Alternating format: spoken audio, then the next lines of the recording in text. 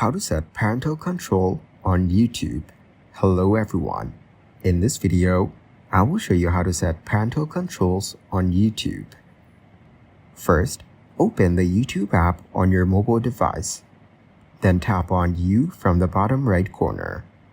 Now, tap on the settings icon at the top right corner. Here, tap on Family Center from the list. Now tap on Add a YouTube Kids profile to begin setup.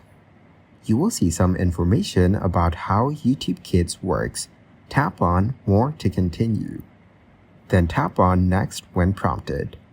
Now enter your Google account password to confirm your identity. After that, enter your child's first name and age. Then select the birth month from the options.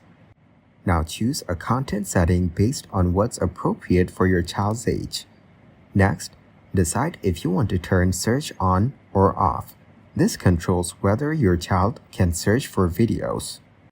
Finally, tap on Next to complete the setup. Thank you guys for watching this video. Hope you got some value. Make sure to like the video and subscribe to the channel to get notified of new videos. See you in the next one.